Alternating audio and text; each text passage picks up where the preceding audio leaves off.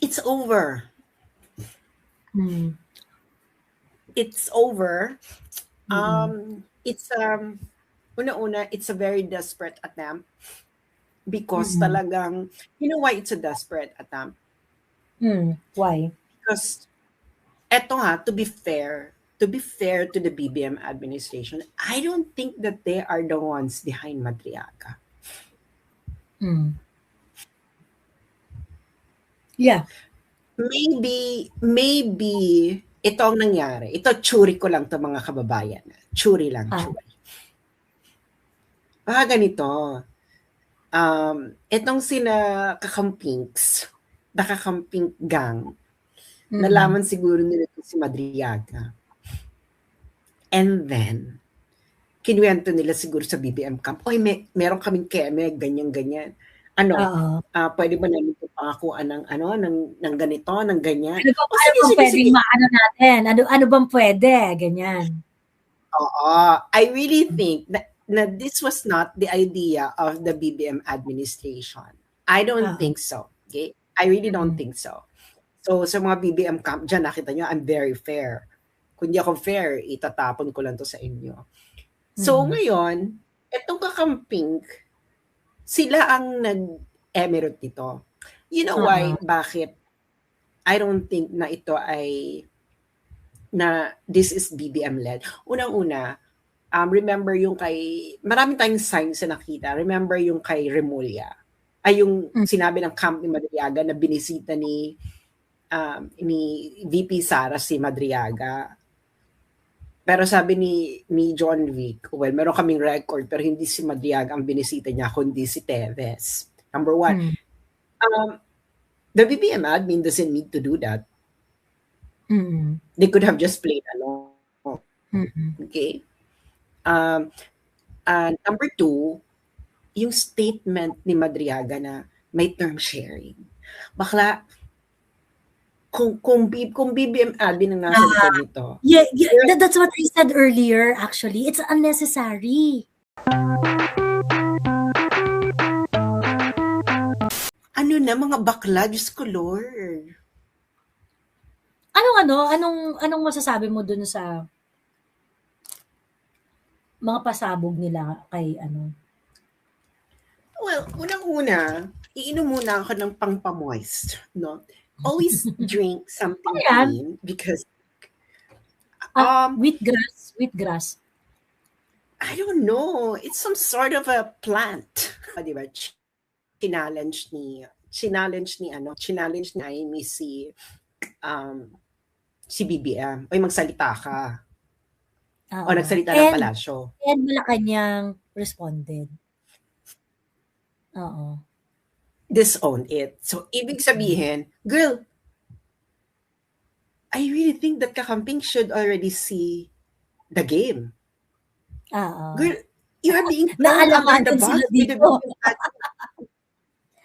You are now being thrown under the bus with the BBM admin.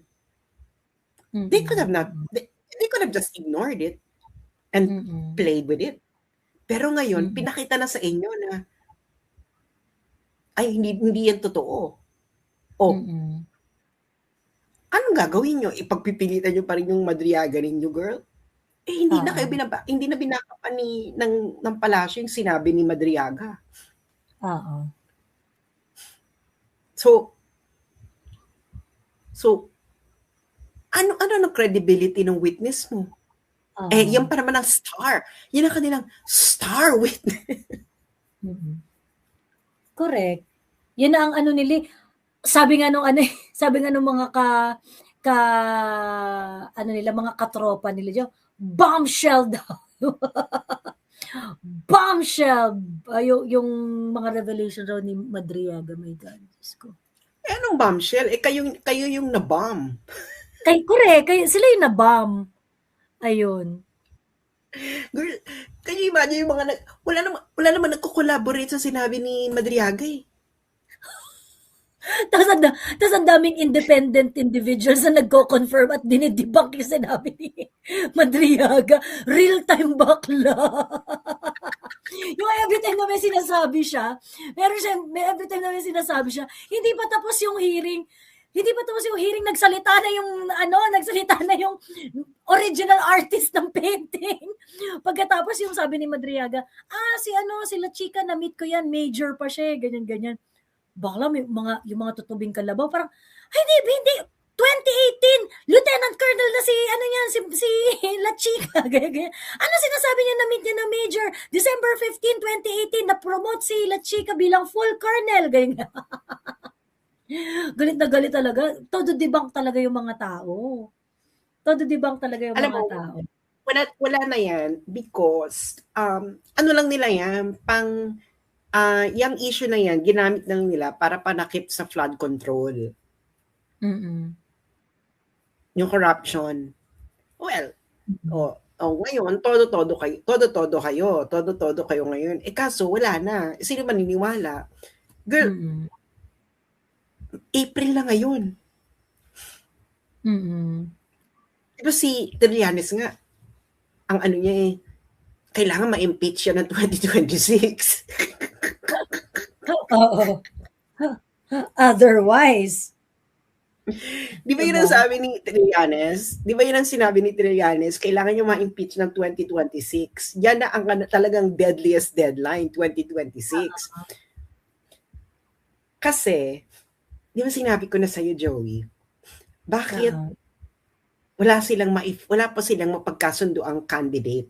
Bakit kailangan pa nila maghintay ng end of December or early January para makapag-decide ng coalition candidate? Hindi pa nga rin nila alam kung magkakaroon sila ng coalition Alam mo? Kasi waiting sila. Bababa ba ang rating ni Inday? Kung bababa ang rating ni Inday, then they can put up a real fight. They can put up a real challenge na baka pwedeng manalo. Pero if hindi bababa ang rating ni Inday, ibig sabihin, sure ball, hindi nila matatalo si Inday. So therefore, it will become a game of campaign funds. So, diba, magtakbuhan na lang tayo lahat dito. Pagkatas kanya-kanya tayong solicit, di ba? Exactly. So, ang mangyayari niya sa 2028, dahil hindi mo naman sure na matatalo si Inday, tatakbo ka na lang for the money, for the campaign money. Itatakbo mo na lang yung campaign funds. True. Miss Joey, may interview yung abogado ni Madriaga about doon sa paintings. Diyos ko, Lord. Hindi naman, ito kasi yung problem, no? Hindi nila gets na nag-lie si Madriaga on 2 counts. Okay. So, ang sinasabi nila, dinedefend nila si Madriaga na hindi, nagsasabi ng totoo si Madriaga kasi meron naman talaga siyang scholar na gumawa ng painting na similar dun sa painting na kung saan na nandun sa room ni Inday. Okay, ang unang kasinungalingan ito, pina-identify kay Madriaga etong painting neto. Yan, ikaw ba nagbigay niya? Yan ba sinasabi mong painting? Sabi niya, yes. Okay? Very, very clear Yan yung binigay ko na painting. Meron akong scholar na sa Laguna, ganyan-ganyan, in Emerald. So nagsinungaling siya na yun yung painting. Ang layo-layo ng painting na pinagawa niya doon sa painting na nakasabit sa room doon sa Tanya piece. Sa Tanya Gaisano Lee piece na yon, ganyan-ganyan. So that's the first layer of kasinungalingan. The second layer of kasinungalingan is Madriaga open up that painting na binigay niya kay Inday kasi gusto niyang i-demonstrate yung closeness nila. Okay? The mere fact, sabihin na natin na merong pinapaint at binigay niya kay Inday, bakit yung binigay niya? Bakit hindi yun yung nakapost? Bakit hindi yun yung dinisplay? Ibig sabihin hindi sila close. Diba? Kasi naman ang daming alam mo feeling ko talaga si Madriaga, meron siyang obsession kay Inday. Meron siyang obsession kay Inday and I think he is sick in the head. Sinabi ni Attorney Paulo na yun daw yung tingin nila Attorney Kilala at saka nila Attorney Monsayak kay Ramil. Kasi na-encounter nila si Ramil 'di ba? May parang he sounds obsessed kay Inday, ganun. May pagka-stalker talaga. Baka obsessed. Well, alam mo naman ang mga criminal girl, ang mga gusto ng mga criminal, yung mga tipo ni Inday, kasi nga tough woman. Oo. Yung pwede nilang isamang magtago pagka nangidnap, di ba? Kasi hindi lang pa, di ba? Hindi kasi naman kasi si Inday may tato. Tapos nagbibig bike. Bakla ang mga siga talaga sa mga kanto, yun ang mga gusto. Correct, oo. At saka nung nagmomotor-motor pa si Inday, na-addict daw to si Inday sa mga motor-motor eh. Nung na-addict si Inday sa motor-motor, ang hot talaga ni Inday noon. Kaya nga, diba? Sobrang hot ni Inday, may tato, nagmomotor. Bakla, marami talagang may in love dyan ng mga tarantado. Oo. Ikaw naman kasi Inday, payami ka rin. Payami. Actually, payami din to si Inday eh. Ayan. Payami ka rin kasi Inday. Alam mo Inday, ang hirap sa'yo, payami ka rin. Eh yung pagyami mo pa, ang mga magpo-fall talaga sa yung ganyang yaminess na mga bad boys talaga. Oo. Correct. Sila talaga ang sila talaga ang maa-attract mo, mga ganyan. 'Di ba? Di ba? Pang bad boys talaga yung yung market ni Inday sa mga ganyang eksena. Oo. Diyos me. Hinahanap ko yung mga lumang photos ni Inday na nagmomotor-motor siya.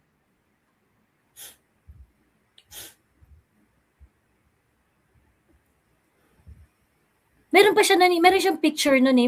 Lumang photo yung nakita ko, yung parang naka-white siya na sando, tapos naka-jeans. Kasi sabi ko, ang hot talaga. Kita mo naman yung tataluhin nila sa 2028. Hindi siya mahinhing babae. So, bet siya mga riders kasi siya eh, rider din si Inday. Correct. Oo. Bet din siya ng mga nanay kasi nanay din si Inday. Nanay din siya. Oo. Diba? Si Inday ang makabagong leader. Kasi nga, cool, pangmasa, naabot kamay ang mga pangarap. Very, very accessible. Si Inday yung tipong pwede mong sabihin ang problema mo sa buhay. Oo. Ganyan ang branding ni Inday eh. Si Inday yung tipong pwede mong pagsabihan ng problema mo sa buhay at alam mo hindi ka etyosin. Oo. Alam mo yung mga may mahihita ka after ng pag-usap. Alam mo yung mga kaibigan tayo na ito ayoko itong pagsabihan pag meron akong problema sa jowa kasi konsentidor to eh. Doon ako sa gusto ko doon ako sa bibembangin ako ganon. Di ba may mga ganong mga kaibigan? Kung gusto mo lang ng pa-comfort, pupunta ka doon sa Echosera. Oo. Correct. Yung tipong, guys, okay lang yan. Ganyan talaga magmahal. Butter Mahal me ko talaga ang mga Pilipino. Wala kang mali. Ano ka ba? Ginawa mo ang lahat. Risa Ontiveros. Yan yung kaibigang Risa Ontiveros. Oo, kay Risa ka pupunta. Pero yung gusto mo yung ma-resolve talaga yung problema mo, yung gusto mo meron ka talagang mapapala, kaya saan ka pupunta? Kasi si Sara yung kaibigan mo na, ano ba, ikaw, Joey, mag-confide ka sa akin problema sa jowa, go, ganyan. Oo. Sahas. Nahihirapan ako sa relasyon ko sa jowa ko. Nainis na ako, hindi na ako masaya. Ba't nandiyan ka pa?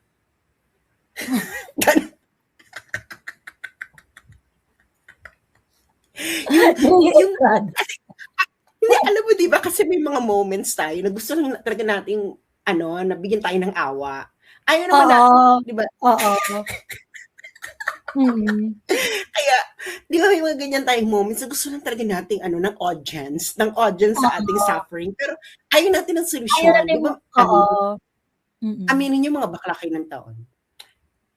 Sino sa inyo ang may mga ganyang moments na gusto niyo lang talaga ng ng audience, ng audience sa inyong paghihinagpis? Umamin kayo.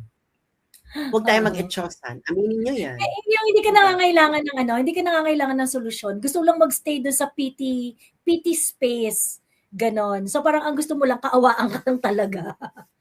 Pero merong mga moment na talagang gusto mo nang matapos itong impyernong ito, solusyon, gusto mo nang maka-move forward, ganyan. 'Di ba? Diba? May ganon. Wag na tayong magbulahan, mga bakla. Ano lang tayo lang naman to sa parlor natin. Oo. Exactly. Si Inday yung yung tipong kumbaga parang i-real talk ka talaga, hindi kaya hindi ka yung kung gusto mo lang magpabebe, ang lalapitan mong kaibigan si Risa Ontiveros. Yung mga tipong mag-confide ka sa akin tapos ako si Risa. Saan? Ginawa ko na lahat para sumaya kami sa relasyon na ito. Lahat na ako nagsasakripisyo. Pero bakit ganun? Hindi pa rin ako binibigyan ng oras. Alam mo, friend. Ano bang mali sa akin? Alam mo, friend, walang mali sa'yo. Ganyan lang talaga magmahal. Kailangan talaga ng mamang pasensya. Kasi, you know what, Carmina? Mahal ko talaga ang mga Pilipino. As in, mahal ko talaga ang Pilipinas.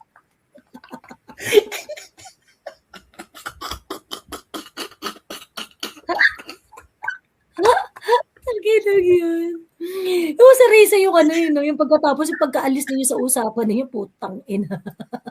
Exactly. Di ba?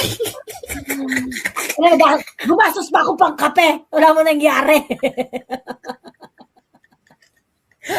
I'm chewy. Yan, di ba? Ganito ang Risa na kaibigan. Alam mo, Joey, lahat naman na nagmahal na saktan. Lahat naman nagmahal ay madalas iniisip nila ay kulang sila. Pero ganyan talaga ang pagmamahal, Joey. Minsan, dadalhin ko talaga niya sa mga pagkakataon na feeling mo kulang ka. Pero, masarap talaga pagmahal, Joey. Oo. Tandaan mo, hindi ka kulang. Nagmahal ka lang. Gano'n.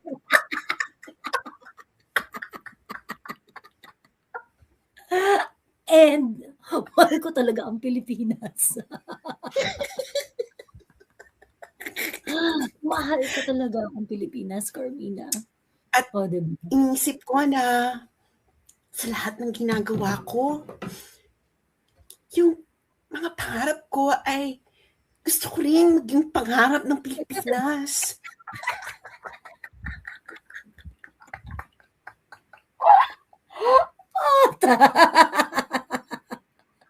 Tanginang yan. Diyos me. Alam mo na, naalala ko, di ba itong si Madriaga, di yung painting, eme. Tapos, alam kaya niya, nagay sana yung original na painter nung painting? Alam kaya niya? No, hindi nila alam. Sabi ko, siguro alam niya. Bilang kidnapper, baka di ba? Bilang kidnapper, baka naman naamoy niya na parang okay na prospect to. Hindi ko kung nagpainting ka na kapareho, ibig sabihin, kinopya mo. Ibig sabihin nandun. Tapos nakita ninyo, o kopyahin natin, tapos bigyan natin si Inday ng maigsi ang buhok. Oo. Kaso, nasan yun? Oo. Sabi niya dalawa yung isa daw nasa kanya Yun sabi niya, dalawa yan, yung isa nasa dalawang copy? Bakla yan, Xerox? Dalawa daw yung painting. Dalawa rin yung pinagawa niya. Siguro baka dalawang interpretation or whatever. I don't know. Medyo rip-off painting naman So, parang hindi naman kasi talaga. So yung dalawa, so dalawang version? Or dalawang magkatulad? Dalawa daw yung painting na yun. Ah, dalawa yung binigay niya. Kaya nga yung kasinungalingan ni Madriaga is, di ba sinasabi niya dalawa yung painting, bigay daw niya. Yung isa sa kanya. So, ibig sabihin, yung nandun sa kwarto ni Inday, yun yung painting na binigay niyang isa. Yun.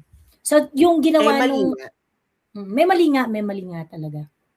So, wala na nga. So, feeling ko talaga ay, girl, this is all sloppy. And I really think in-interview talaga nila si Madriaga. Ano mo mga keme mo? Girl, of course, Madriaga. Ganito kasi ang ano nila. Madriaga all has the incentive to lie. Pag yung witness mo, all has the incentive to lie, bakla dehado ka. Oo. Mapapahiya ka dyan. Oo. Mapapahiya ka dyan. All the incentive to lie. Tapos ito naman si Madriaga, mapaiyak-iyak. Ano raw rason niya kung ba't siya umiiyak? Naalala lang daw niya nung tatakbo dapat si Inday tapos hindi tumakbong presidente. Nasaktan siya. Parang, talaga. Wait. Ay, ano siya, girl? Unsteady. Bakit?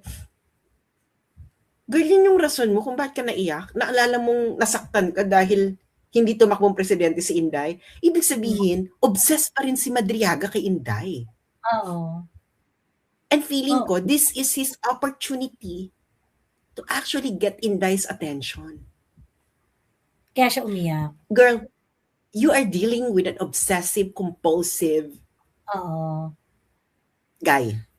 Kasi nung umiiyak siya, binabasa niya yung post niya that I would not be able to vote intelligently in the 2022 election if there is no Inday Sara in the ballot. Something to that effect. Tapos habang binabasa niya, doon siya umiyak.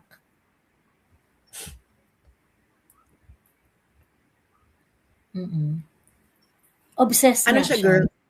Obsessed siya kay Inday. Hanggang ngayon, obsessed pa siya kay Inday. And I think this is his opportunity to actually get Inday's attention. So you have a witness na actually would like, well, you're dealing with a criminal mind. So, totoo. So, yun ang eksena niyan sa buhay. And, nakakaloka kasi niyan is tapos na yung ano ni Madriaga. Girl, ano nang susunod?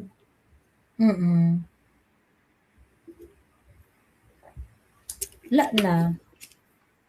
Girl, yung painting pa lang. Tapos sinasabi nila, hindi lang naman kasi painting, bakla. yun na nga lang yung ebidensya siyang may binigay siya. Ayan talaga, binigay ko. Sure na sure pa siya. Tapos si Percy, talaga inulit-ulit pa, no, paki-identify naman. Mega identify.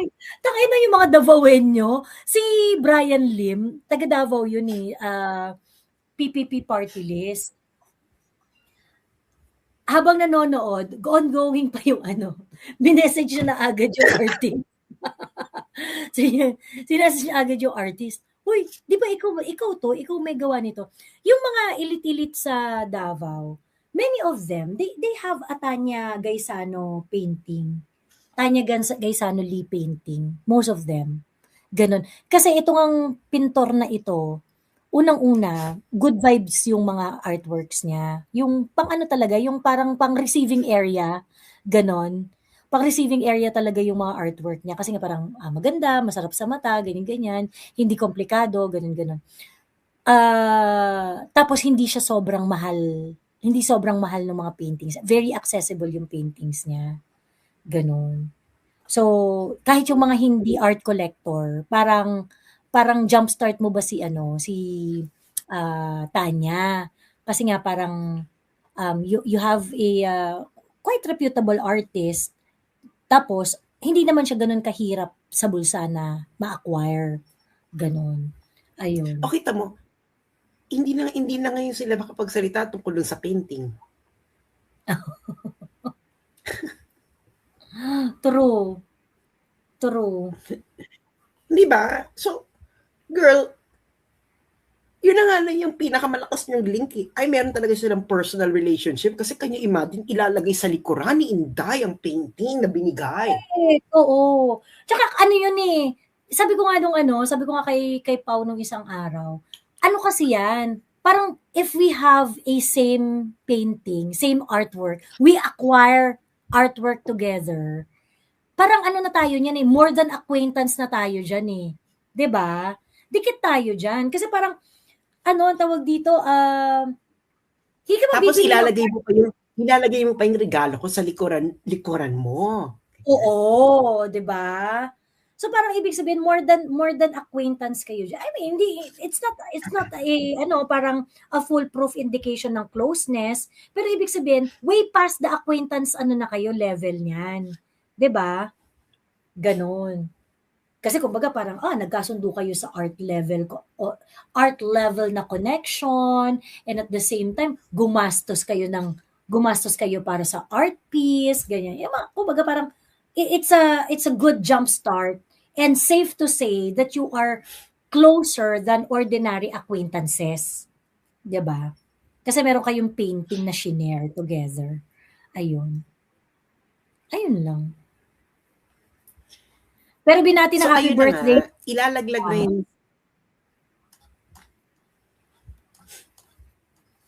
ilalaglag na yan si Madrid. Actually, the kakampings are now, anong gagawin dyan? Yung mga kakampings. Oo. At nakakaloka niyang girl. Kayong mga kakampings ang nangako kay Madriagan na ipapardon siya. Girl, hindi niyo maibibigay yung gusto ni Madriaga. Girl, that's a kidnap for ransom group. Correct. Itago nyo na yung mga elite nyo. Di ba? Babalikan kayo niyan, girl. Oo. Nakakatawa ka. Tapos, sobrang totoo. So, nakakatawa pa. Kasi, ginawa nilang si Madriaga doon sa affidavit, yung omniscient, omnipotent, omnipresent. Yung parang puta lahat na lang nandun. Intelligence officer, political advisor, assassin, 'di ba? Confidant. 'Di ba? Parang putang ina, you're everywhere. Sa lahat ng mga nagaganap na yan, nasa si Bongo. Ay, sa lahat ng nangyayari, hindi mo nasabi si Bongo once, 'di ba? Exactly. Hindi niya nasabi si Bongo once. Imposible. Kasi hindi ka po pwedeng dumiretso kay PRD na hindi ka dadaan kay Bongo. Correct. 'Di ba? Di ba wala siyang sinabing Bongo na, kinausap ako ni Bongo, ganyan, wala. Alam mo bakit? Kasi magsasalita si Bongo. Correct, oo. Di ba agad? May number, close tayo, paano? Kasi, the truth be told, hindi ka malalapit kay PRD na mga panahong yan na hindi ka dadaan kay Bongo. It's impossible. Kahit nga si Inday, saka yung mga kailangan dumaan kay Bongo eh. And Inday was actually very public about it. Na, di ba, na nabubwisit siya, na parang puta, anak kami, tapos dadaan pa kami kay Bongo. Di ba? She went public about it. Paano mo yung ma-justify na hindi ka dumadaan kay Bongo? Through PRD? It's impossible. Ayun. Bongo, am I a joke to you? True. Tawag namin kay Bongo sa government, the gatekeeper, sabi ni Albert Puno. Yung hearing na yon, tagumpay ni Madriaga, nagtagumpay siya na ipakita gaano siya ka-obsessed sa hotness ni VP Inday. Ayun. Si Trillanes naman ng testigo next, ano sa tingin ninyo? Ay, ito na lang, Sas, before we end.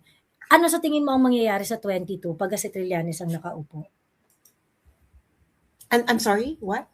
Si Trillanes na ang ano eh, next episode nito, si Trillanes na. So what's your fearless O di forecast? maglalabas uli siya ng mga ano, ng mga Excel sheets. Oo, Excel Oo, yung sheets. mga Excel sheets niya. Mm. Malas ni Trillanes kasi he's going to start off doon sa factory ni ano, sa factory ng affidavit ni Madriaga.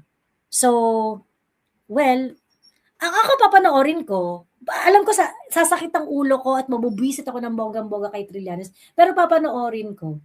And it's important that we watch so that we can debunk each and every lie na sasabihin ni Trillanes diyan. Ayun. Kasi talaga kapag nandito si Sas, ang daming side bloopers. Na matutulog na nga ako, gising na naman ang diwa ko kakatawa. Kaloka yung Risa H na friend na Etchosera. Pang show lang si Bongo, si Madriaga talaga ang totoong kanan at kaliwang kamay ni PRRD. Ayun. Sas, Abuloy sent daw, sabi ni LD Ray. Ayan. Oy, thank you so much, LD Reyes, sa iyong pagbibigay ng abuloy sa madaling araw. Ayan. I-happy birthday mo na rin siya para maging bagman mo na rin siya. Happy birthday, LD Oy, happy Ray. birthday, LD Reyes.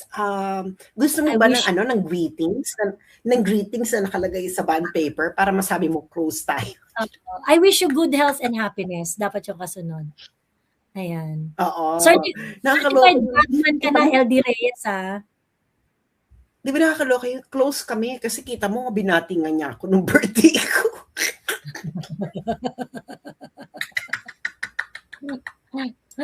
True. Sabi ni Melissa Coresis, Joey and Sas, may tanong lang ako, hindi ba delikado kay VP Sara if magkita sila sa Senado? Kung matuloy ang impeachment, baka magbago ang utak ni Madriaga. Well, yung Senate impeachment trial is a long shot. I think it's not impossible to happen, pero sobrang liit ng possibility na magtutuloy yung impeachment sa Senado. Kung merong silang numbers, wala na tayong hanash ngayon sa House of Representatives. Kung meron silang numbers, kung kaya nilang bunuin yung 1/3, wala na tayong pinag-uusapan sa House of Representatives. Ayun. Pupunta raw sila Mike Defensor. Ayan! Ngayon, sa batasan ngayon, 22, at debunk daw nila in real time ang mga BS ni Trillanes. Sabi ni Kwangol, go! Go! 'Di ba? Yan ang maganda. Ayun. Anyway, siya Sas, mag-thank you ka na sa mga tao, sa mga abuloy na binigay nila sa'yo para sa kabilang buhay. Ay, maraming salamat sa mga nagbigay ng abuloy. Thank you so much. Hanggang sa muli at this has been a very generous abuloy giving. Wow. I'm so happy. Wala ka bang kwentong barangay? Wala ka bang kwentong barangay?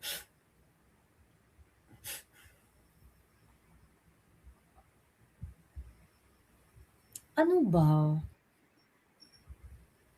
Ay, ito, meron ako kwentong barangay. Nakakatawa tong kwentong barangay na to. Okay, go. Kasi mga nami-meet ko ba ng mga yung mga Davao kids, ganyan-ganyan. Ngayon, yung mga tao sa barangay namin,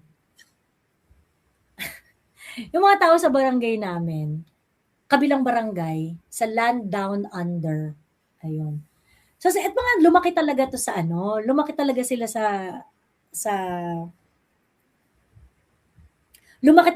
sa Land Down Under. So, literal na pinalaki talaga sila ni Dirty Harry doon. Ganyan. Tapos, sabi nila, so nagtatanong ako, so sa lahat ng mga Junakis ni Dirty Harry, sino yung pinaka-bet ninyo? Ganyan-ganyan. So, yeah, okay naman sila lahat. Pero, ang pinaka-kinaiinisan daw nila, si Island Philippines. sa Island Philippines. Tanungin mo kung bakit. Tanungin mo, Sas, bakit? Bakit? Ba Bakit? kinakikinisan nila si Island Philippines, ganyan. Kasi daw ito si Island Philippines daw, ano, ang tawag dito, masyadong maginoo. Ganyan. Itong mga kids na taga Land Down Under, ito yung mga ano, ito yung mga gimikero, mga kabatch, medyo mas bata kay Island Philippines, ganyan-ganyan. Pero ito yung mga gimikero talaga nung panahon na G na G ang mga gimmick-gimmick sa ano, sa Wadab, ganyan. Doon sa Wakanda, ganyan. So, pagka gumigimik-gimik talaga sa Wakanda, ganyan-ganyan, masaya sila kasi parang ano talaga doon eh, kailangan mo talaga sulitin yung gimmick-gimmick sa Wakanda, ganyan-ganyan. Kaso nga lang, itong si Island Philippines, magimik din daw to, ganyan. Magimik din daw to. Eh kaso masyadong maginoo, ganyan. Masyado daw maginoo to. So parang ayaw na ayaw daw niyan yung parang merong nababastos na babae, ganyan. Kasi talagang mang-aaway siya. Ganon. Talagang mang-aaway siya, ganyan-ganyan. So, di gimmick-gimmick, party-party, ganyan-ganyan, eme. Pag bigla na daw lumiwanag ang ilaw, bigla na lang daw lumiwanag ang ilaw, ala, bakit lumiwanag ang ilaw? Andito na naman si Island Philippines, ano? Andito naman si Island Philippines, ganyan. Oo, naku, meron na namang nabastos na babae, no? Sinasabi na sa inyo. Or merong naargabyado or something, ganyan-ganyan. Ayan. Tapos pinagalitan. So parang naiinis sila, sabi ganun, sana naman wag nang gumimik si Island Philippines. Gusto lang naman namin magsaya eh. Gusto lang naman namin magsaya, ayan. Kaso nga lang, etong natatapos daw talaga ang saya pag nandun si Island Philippines. Kasi nga si Island Philippines, ayaw niya nung merong mga nababastos. Eh syempre, di ba, sa mga gimikan, yung iba talaga, yun nga yung point. Gusto nilang magpabastos doon. Ganon. Ayan. So yun, siya nga, parang eksena nga tong si Island Philippines kasi parang ayaw niya nung mga ano, parang merong naaapi, merong minamaltrato, yung mga ganon. Ayaw niya may nababastos, ganon. Ayan. So, ayan. Kaya sabi niya, kaya ayaw namin si Island Philippines. Kasi ayaw namin siyang kasabay gumimik at binubuksan ng ilaw. Binubuksan daw ang ilaw, ayun. Ayun lang, yun ang kwentong barangay ko. Ayun. Nakasama namin si Pulong pag Dabawenyos na kailangan ka ready ka, bugal-bugal, ganyan kami. Ano nga yung bugal-bugal? Bugal-bugal? Ano nga yun? Parang Asaran ba? asaran, oo, ayun. Ayan. So yun. Pulong kasi maginoo, sabi ni Shamli, ayun. So yun nga daw, sobrang maginoo. Sobrang maginoo ang eksena niya. So hindi masyadong bet ng mga gimikero. Hindi masyadong bet ng mga gimikero kasi parang masyadong maginoo. Ayan. Laro o biruan, sabi ni Brown Pinay. Nang aasar. Asaran yata bugal-bugal. Bugal-bugal. Bugal-bugal.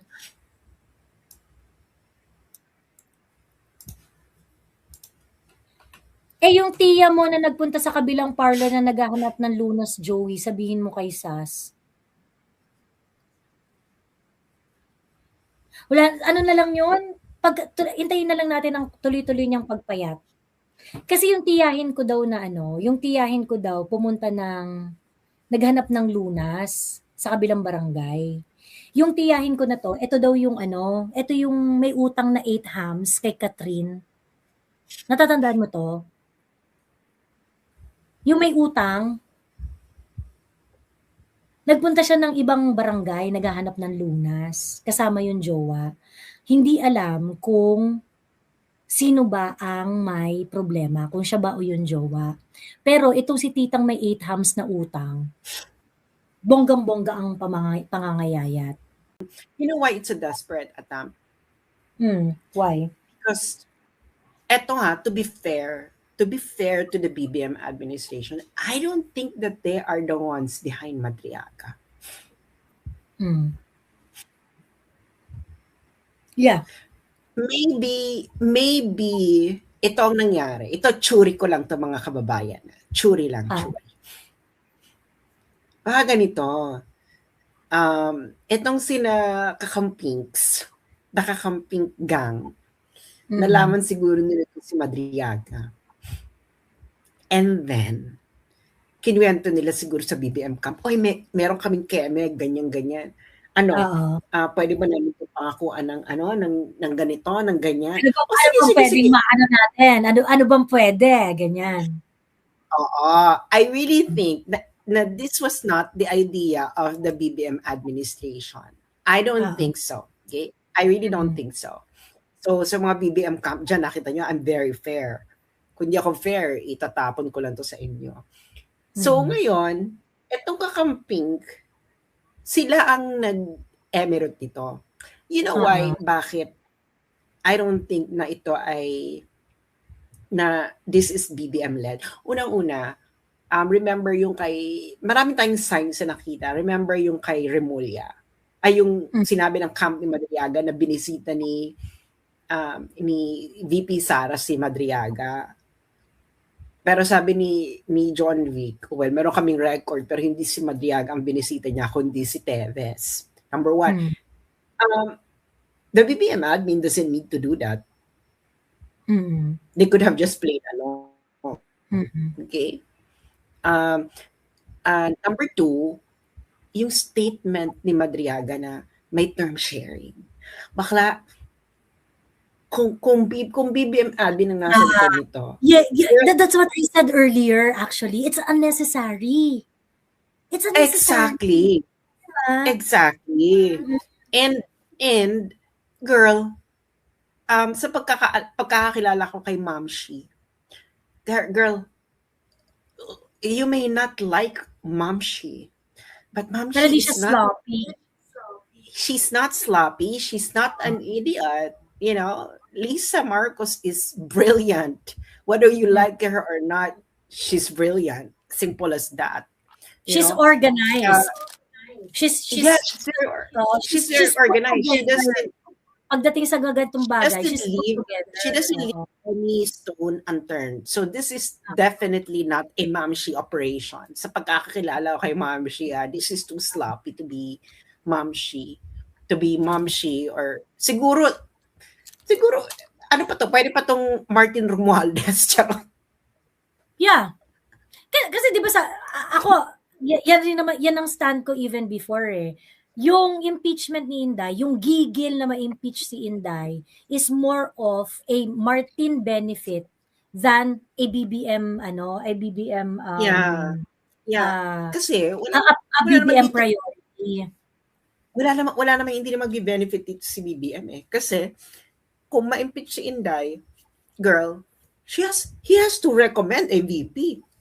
Ikaw ba kung si BBM ka? Kung ikaw ba si BBM ka, you would like to be put in a situation na kailangan mong mag-appoint ng VP at kailangan mong mamili between Martin Romualdez and Kakampink person? Girl, that's a So, ang best position lang ng Malacanang is ulo-ulo eh. Ang best position lang ng Malacanang is ulo-ulo lang. I don't think that BBM wants Inday to be impeached because if Inday will be impeached, kasi si Inday ang ang kanyang insurance. Always been. Inday has always been BBM's insurance. Na kasi ganito kung maging matino si BBM, halimbawa, tinuloy niya yung mga gusto ni PRRD, Inday is an insurance na, can you imagine kung si BBM, he reformed the government, etc., etc., bakit kayo mag-aalsa? Diba? Kayong mga Kakamping, ang papalit si Sara, gusto niyo ba yan? Ganyan. Ngayon naman nagloko, ganun pa rin ang position, girl. So, Inday is an insurance. So, imagine, kung ma-impeach si Inday, kailangan niya mag-appoint ng VP. Bakla, alam mo naman mga Kakamping. for BBM, it's not a good place to be in that you have to make a decision. Mm-mm. Yes. Siyempre, ang mga kakamping, kailangan i-eksena yan. Hindi, dapat kami, ganyan. Hindi ba? Or kung si Martin, ganun din siya. Kaso wala namang hatak si Martin. Ang may hatak ay kakamping. Ang kakamping ay ang may political camp. So malamang ang kakamping ang pupwesto sa VP pag matanggal si Sara. Kung si BBM ka, gusto mo ba na ang VP ay kakamping? Bakla! Yes. That's arm's length to presidency, di ba? Ay, ang mga kakamping, Diyos ko, girl. Kaya mo nga kinuha si Sara dahil ayaw mo imbierna ka sa mga kakamping, di ba? Alam mong ilalaglag ka niyan. Alam mo naman na yung inyong kakampihan ngayon ng kakamping for convenience sake. Pero pag mabigyan na ng pagkakataon ng mga kakamping, yes, that's my number. Thank you. Kung mabigyan na ng pagkakataon niya ang mga kakamping para itulak ka sa bangin, baka itutulak ka niya. Correct. For their own benefit. Ikaw, girl, kayo si BBM, ngayon, magpa-partner ka kay Sara. Pero, kung matanggal si Sara, tapos ikaw, si BBM, nandiyan ka na sa bingit ng bangin, hindi mo ba itutulak si BBM kung nandiyan? Hindi ba nila itutulak si BBM? No.